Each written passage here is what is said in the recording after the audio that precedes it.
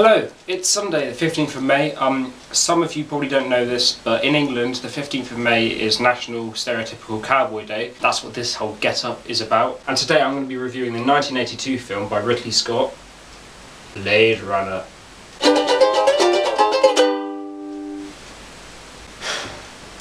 Okay, fine. I was lying about the cowboy thing. Blade Runner is set in a future where humans have colonised other planets, so they've also managed to create robotic clones of themselves, and in the film these clones are known as replicants. Replicants have fixed lifetimes. I think it's supposed to be 4 years average, and the film's protagonist Deckard, who is played by Harrison Ford, is a retired guy known as a Blade Runner, whose job it is to kill replicants who have gone a bit crazy. When you kind of get into the film, basically what's happened is 6 replicants from an off-world colony have somehow escaped and come to Earth, and they're living among us. And it's a pretty dangerous thing because they're quite powerful, you know, because they're robots, so they're really strong and shit. And so even though Harrison Ford's character Deckard is retired, he's kind of coaxed back into getting into the job again. There's a final mission to kill these 6 replicants, and it kind of goes on from there. Will he find them? Won't he find them? He'll find them, but will he? Yes, he will find them, but what will happen along the way? That's the question, which I'm not going to tell you because it would ruin the film. As I'm informed by the front cover of this DVD case, the antagonist, him, is played by Rutger Hauer.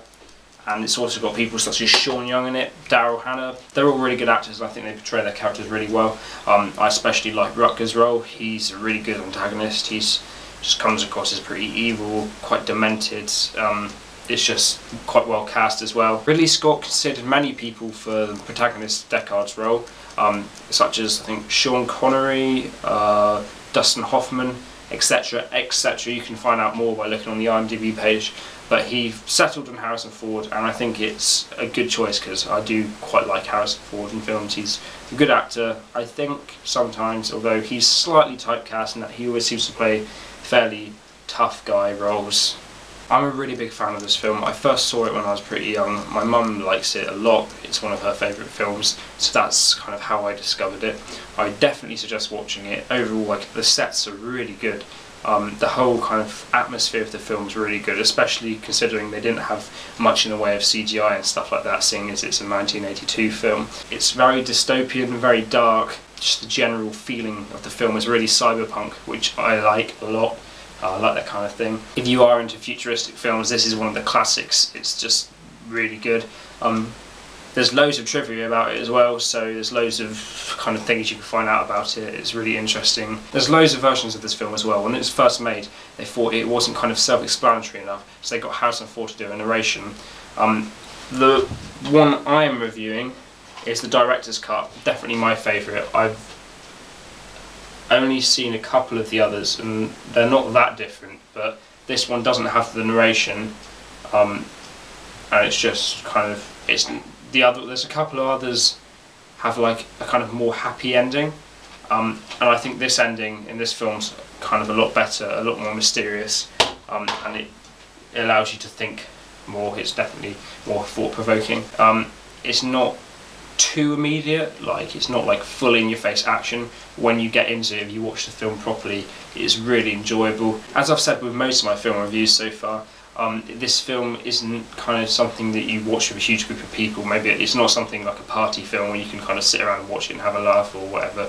It requires quite a lot of attention, so I wouldn't suggest watching it while you're tired or with loads of people. It's more of a film where you know, if you're in a mood to kind of think a bit, enjoy something and actually focus on the cinematography.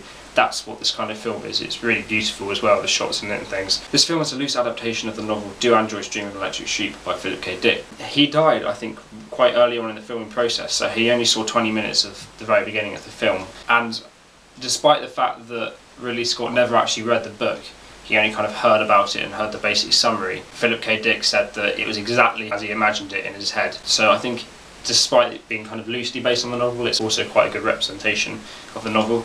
Ridley Scott is also known for directing such classics as Alien in 1979. He also did things like Black Hawk Down and The Kingdom of Heaven.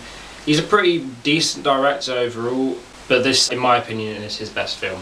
So, overall, the 1982 film Blade Runner by Ridley Scott featuring Harrison Ford is a 9 out of 10, and I think you should definitely watch it if you haven't seen it.